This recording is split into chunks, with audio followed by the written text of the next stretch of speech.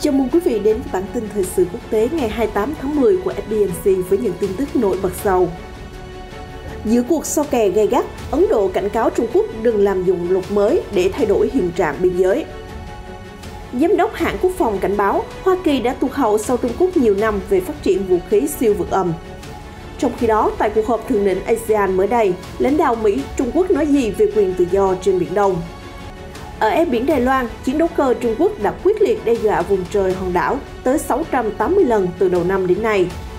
Đáp lại, lãnh đạo ngoại giao Ngô Chiêu Tích khẳng định Đài Loan sẽ không mềm yếu để bị xâm lược. Về khí tài, tuần duyên Đài Loan vừa triển khai thêm tàu tuần tra có thể mang tên lửa diệt hạm. Một số tin tức đáng chú ý khác, Iran thông báo sẽ nối lại đàm phán hạt nhân vào cuối tháng 11. Thái Lan rục rịch đón khách quốc tế từ đầu tháng tới, du khách phải có tiền bảo hiểm Covid-19 ít nhất 50.000 đô. Thuyền tự lái đa năng ở Amsterdam chở người, chở hàng, chở rác và vô vàn ứng dụng thú vị khác. Tất cả sẽ được cập nhật trong bản tin ngay sau đây.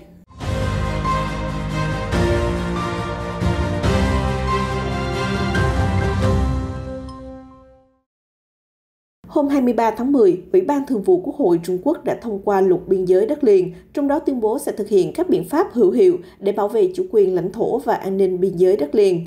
Luật quy định quân đội và cảnh sát vũ trang Trung Quốc có nhiệm vụ canh giữ biên giới chống lại mọi hành động xâm lược, lấn chiếm, xâm nhập, khiêu khích. Đồng thời, quân đội và cảnh sát Trung Quốc được phép sử dụng vũ khí. Cũng theo luật mới có hiệu lực từ ngày 1 tháng 1 năm 2022, Trung Quốc có thể đóng biên nếu có chiến tranh hoặc xung đột vũ trang gần đó, đe dọa an ninh biên giới. Đây là lần đầu tiên trong 72 năm qua, Trung Quốc ra luật riêng quy định cách thức quản lý và bảo vệ đường biên giới đất liền dài 22.000 km, giáp 14 quốc gia, bao gồm cả Nga và Triều Tiên. Chính phủ Ấn Độ đã bày tỏ lo ngại điều luật nói trên có thể gây thêm căng thẳng ở biên giới giáp Trung Quốc và cáo buộc Bắc Kinh đã thực hiện một hành động đơn phương để thay đổi hiện trạng. Arindam Bagchi, phát ngôn viên Bộ Ngoại giao Ấn Độ, vừa kêu gọi "Chúng tôi hy vọng Trung Quốc sẽ tránh viện dẫn điều luật vừa ban hành để đơn phương làm thay đổi hiện trạng ở khu vực biên giới Ấn Trung." Phát ngôn viên nói thêm, Ấn Độ sẽ không chấp nhận những hành động đơn lẻ của Trung Quốc vi phạm những dàn xếp song phương mà hai nước đã nhất trí trước đây. New Delhi và Bắc Kinh đã thông qua nhiều thỏa thuận song phương và nghị định thư để duy trì hòa bình và yên ổn dọc theo đường biên giới phức tạp. Trung Quốc ban hành luật mới về bảo vệ biên giới ngay khi vòng đàm phán thứ 13 đổ vỡ với Ấn Độ vào đầu tháng này. Mỗi bên đều cáo buộc nhau đưa ra đòi hỏi vô lý để bảo vệ lợi ích vùng biên ải. Ấn Độ và Trung Quốc được cho là đã triển khai thêm 50.000 binh sĩ và các loại khí tài hạng nặng đến khu vực phía Tây đường kiểm soát thực tế. Căng thẳng bùng nổ từ mùa xuân năm ngoái liên quan đến những cơ sở hạ tầng mới mọc lên ở vùng Ladakh. Giám đốc tập đoàn quốc phòng Raytheon cho rằng Mỹ đã tụt hậu nhiều năm so với Trung Quốc về sở hữu tên lửa siêu vượt âm, loại vũ khí có thể di chuyển xuyên khí quyển với vận tốc gấp 5 lần âm thanh. Sức mạnh vô song của tên lửa siêu vượt âm có thể là mối đe dọa khó lường nhất đối với Hoa Kỳ, vì thời gian để phản ứng là vô cùng ngắn. Trích lời ông Gregory Hay là CEO hãng Raytheon, ông đang hợp tác phát triển tên lửa hành trình siêu vượt âm với quân đội Mỹ. Mặc dù Lầu Năm Góc hiện có nhiều chương trình vũ khí siêu vượt âm và người Mỹ cũng hiểu về công nghệ này, nhưng Trung Quốc đã đưa khí tài vào biên chế, theo lời ông Hayes nói trong cuộc phỏng vấn với truyền hình phát sóng hôm 26 tháng 10. Ông nhấn mạnh Mỹ đã tụt hậu ít nhất vài năm. Hệ thống vũ khí mới với tốc độ vượt trội đang dấy lên lo ngại vì nó có khả năng làm xáo trộn mối quan hệ giữa ba siêu cường Mỹ, Nga và Trung Quốc. Chúng có thể trở thành mặt trận đối đầu gay gắt tiếp theo giữa Bắc Kinh và Washington, trong bối cảnh hai nền kinh tế lớn nhất thế giới đã mâu thuẫn về thương mại, công nghệ và nhân quyền. Những bình luận của ông Hay đưa ra khi có nhiều báo cáo nói Trung Quốc đã tiến hành 2 vụ thử tên lửa siêu vượt âm suốt mùa hè năm nay, bao gồm một phương tiện lướt siêu vượt âm bay vòng quanh trái đất. Những vũ khí đó có thể di chuyển tới 35.500 km/h, theo ông Hay cho biết. Chuyên gia Mỹ nói thêm, chúng ta nhất định phải phát triển hệ thống ứng phó tự động để bảo vệ Tổ quốc và chúng ta đang tập trung làm điều đó. Hồi tháng 9, Bộ phận Quốc phòng và tên lửa của Raytheon đã thử nghiệm thành công một tên lửa hành trình siêu vượt âm, có thể bay nhanh hơn 5 lần tốc độ âm thanh. Đây là một phần trong hợp đồng phát triển vũ khí cho không quân Mỹ. Tuy nhiên, CEO Raytheon chia sẻ, chúng ta rồi sẽ có những vũ khí để thách thức đối thủ, nhưng tôi nghĩ điều quan trọng hơn là phải tìm cách phát triển hệ thống đối phó tên lửa siêu vượt âm. Đó mới là thử thách cam go nhất. Phát biểu tại hội nghị cấp cao trực tuyến ASEAN Cộng 3 lần thứ 24 vào chiều hôm qua, Tổng thống Joe Biden cam kết Hoa Kỳ sẽ sát cánh cùng các đồng minh Đông Nam Á, bảo vệ tự do trên các vùng biển, bảo vệ dân chủ và nhân quyền. Đông Nam Á đã trở thành đấu trường chiến lược giữa Mỹ và Trung Quốc. Bắc Kinh bị cáo buộc nêu yêu sách chủ quyền phi lý đối với phần lớn Biển Đông, ra sức bành trướng quân sự và gây sức ép khốc liệt đối với Đài Loan. Ông Biden khẳng định Mỹ quan ngại sâu sắc về những hành động khiêu khích và bắt nạt của Trung Quốc ở eo biển Đài Loan. Trong khi đó, Thủ tướng Trung Quốc Lý Khắc Cường nói trong cuộc họp, việc duy trì hòa bình, ổn định, tự do tuần hành hàng không và hàng hải ở Biển Đông là nhằm phục vụ lợi ích của tất cả mọi người. Biển Đông là ngôi nhà chung của chúng ta, ông Lý tuyên bố. Về một diễn biến đáng chú ý khác của cuộc họp, Úc và ASEAN đã thống nhất nâng tầm quan hệ đối tác chiến lược toàn diện, một dấu hiệu cho thấy mong muốn của Canberra về đóng góp vai trò lớn hơn ở khu vực. Thủ tướng Scott Morrison khẳng định, Úc ủng hộ một khu vực hòa bình, ổn định, kiên cường và thịnh vượng với ASEAN là trung tâm. Người đứng đầu cơ quan ngoại giao Đài Loan Ngô Chiêu Tiếp đang có chuyến thăm châu Âu. Hôm thứ Tư ngày 27 tháng 10, ông nói với phóng viên, tình huống ở eo biển Đài Loan đang ngày càng căng thẳng và nguy hiểm hơn. Có rất nhiều điều mà Đài Loan phải thực hiện. Chúng tôi đang cố gắng nỗ lực không ngừng, với ưu tiên hàng đầu là cải thiện khả năng phòng thủ. Chúng tôi tin rằng sự yếu đuối sẽ mời gọi kẻ địch xâm lược. Vì vậy, chúng tôi mong muốn có đủ khả năng bảo vệ chính mình.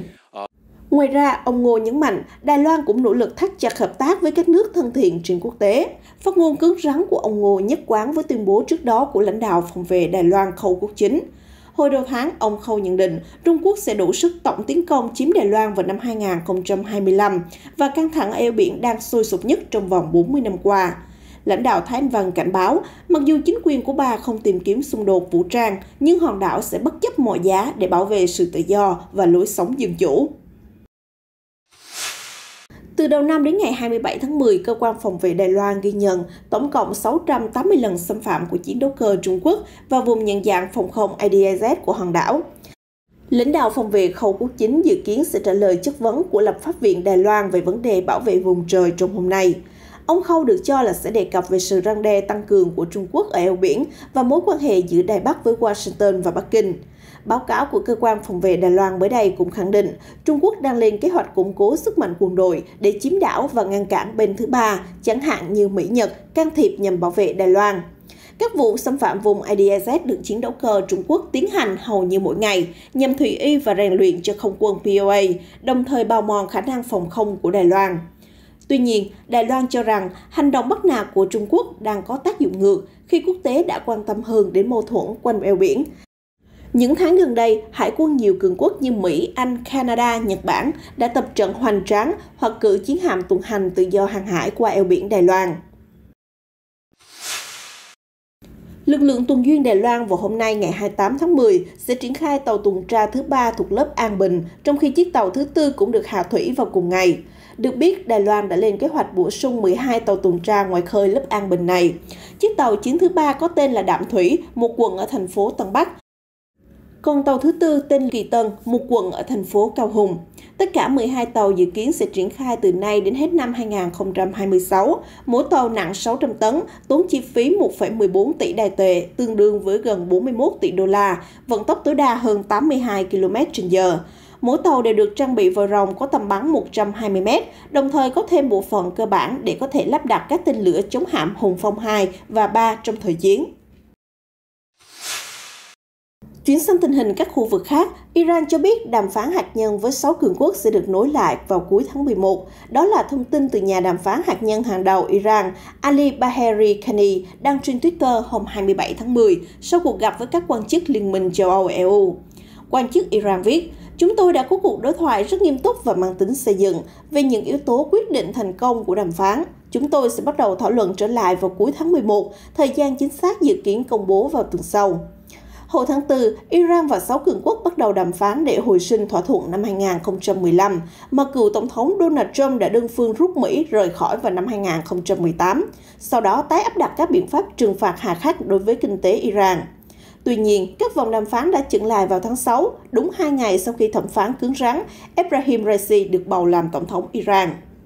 Tiếp đó, do lo ngại Iran đẩy nhanh phát triển vũ khí hạt nhân, phương Tây đã hối thúc Tehran không thể trì hoãn thêm, mà cần nhanh chóng quay lại bàn hội nghị ở thủ đô nước Áo. từ năm 2019, Iran bắt đầu vi phạm cam kết trong thỏa thuận hạt nhân. Tuy nhiên, nước Cộng hòa Hồi giáo khẳng định sẽ đảo ngược tiến độ phát triển hạt nhân nếu như Tổng thống Joe Biden dỡ bỏ các lệnh trừng phạt. Israel hôm thứ Tư ngày 27 tháng 10 xúc tiến kế hoạch xây thêm 3.000 ngôi nhà cho người Do Thái ở vùng chiếm đóng bờ Tây, bất chấp dự án này bị đồng minh Hoa Kỳ chỉ trích gay gắt. Bộ Quốc phòng Israel cho biết đã thông qua kế hoạch xây dựng hơn 1.300 ngôi nhà và sẽ thúc đẩy giai đoạn cuối của dự án với 1.800 ngôi nhà nữa. Trong khi đó, Mỹ phản đối mạnh kế hoạch vì phá vỡ viễn cảnh tiến tới giải pháp hai nhà nước nhằm giải quyết mâu thuẫn Israel và Palestine. Khoảng 475.000 người Do Thái sinh sống ở các khu định cư ở bờ Tây, một thực trạng vi phạm luật quốc tế vì khu vực này vẫn đang trong diện tranh chấp với Palestine. Israel chiếm bờ Tây từ sau cuộc chiến năm 1967 và đang giành quyền quản lý hành chính hoàn toàn với phần lớn vùng lãnh thổ này, dù nơi đây cũng có hơn 2 triệu người Palestine sinh sống.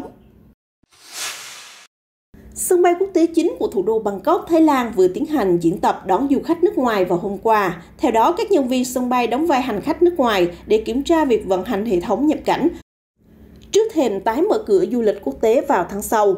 Du khách được yêu cầu trình diện loại thẻ đặc biệt gọi là Thái Lan Pass cho các nhân viên y tế và hải quan tại ga đến. Chiếc thẻ này chứa nhiều loại tài liệu quan trọng dưới hình thức mã QR, bao gồm thông tin chi tiết về bảo hiểm, hộ chiếu vaccine và xác nhận đặt chỗ khách sạn.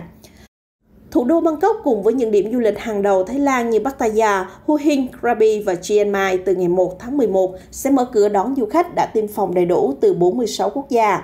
Du khách cũng phải xuất trình giấy xét nghiệm âm tính COVID-19 trước và sau khi đến sân bay và đóng phí bảo hiểm COVID-19 ít nhất 50.000 đô.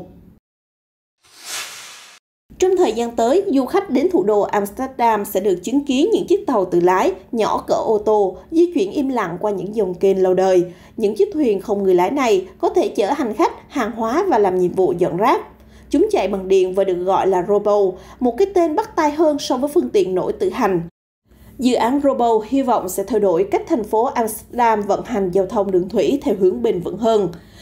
Chúng tôi đã chứng kiến nhiều vụ ùn ứ giao thông ở các tuyến đường bộ nhỏ trong thành phố, trích lời ông Stefan van Dis, giám đốc đổi mới tại Viện Nghiên cứu Giải pháp Đô thị Thông minh Amsterdam. Đơn vị đã thiết kế và chế tạo mẫu Robo cùng với Viện MIT của Mỹ. Ông van Dis nói thêm, Amsterdam cũng có những dòng kênh bao phủ rộng khắp, vì vậy chúng tôi đã phát triển những chiếc tàu tự lái để giải quyết vấn đề logistics của thành phố và nhằm thu hút khách du lịch. Sau 4 năm thử nghiệm với các tàu nhỏ hơn và liên tục hoàn thiện thiết kế, các nhà sản xuất vào hôm qua ngày 27 tháng 10 đã chính thức trình làng 2 con tàu Robo kích cỡ tiêu chuẩn. Ban đầu chúng sẽ đảm nhận một nhiệm vụ không hào nhoáng nhưng lại rất quan trọng, đó là thu gom rác. Được biết, xe tải chở rác đi vào các đường nhỏ trong thành phố Amsterdam có thể gây nguy hiểm và làm ách tắc giao thông. Ngược lại, tàu Robo sử dụng tuyến đường thủy và có chức năng như thùng chứa rác di động và sẽ tự động trở về điểm tập kết rác nếu đã chứa đầy. Hiện giờ, phương tiện chưa có giấy phép để vận chuyển hành khách, nhưng về lâu dài, Robo có thể chở tới 1.200 kg hàng hóa và hành khách. Một điều thú vị nữa là các con tàu Robo có thể liên kết với nhau để tạo thành sân khấu âm nhạc nổi trên mặt nước, những chiếc cầu, xà lan và cũng có thể xếp thành vòng tròn để kiểm soát các vụ tràn dầu trên đại dương. Peru đang lên kế hoạch lớn để bảo tồn loài lạc đà vicuna. Cùng với lạc đà không bướu, lạc đà vicuna chủ yếu sinh sống trên dãy Andes và sở hữu bộ lông để làm ra chất liệu len mịn được đánh giá rất cao. Hôm 24 tháng 10, một đàn lạc đà vicuna đã được chở bằng xe tải, sau đó chuyển bằng cáng hoặc thậm chí có người cõng trên lưng để đưa tới khu bảo tồn và nhân giống ở Cusco. Giới chức Peru đang quyết liệt khôi phục và giữ gìn các loài động vật, thực vật hoang dã bản địa. Trong đó, chú trọng bảo vệ số lượng lạc đà ở khu vực Cusco. Giới chức địa phương cho biết đã chi ngân sách tới 250.000 đô la cho dự án bảo tồn. Họ hy vọng loài lạc đà đặc hữu không chỉ giúp thu hút khách du lịch, mà còn cung cấp nguồn nguyên liệu bền vững cho ngành thủ công địa phương. Tin tức vừa rồi cũng đã kết thúc bản tin thời sự quốc tế hôm nay. Cảm ơn sự quan tâm của quý vị. Hãy đăng ký kênh để cập nhật những diễn biến mới nhất trong các bản tin tiếp theo của FBNC. Xin chào và hẹn gặp lại!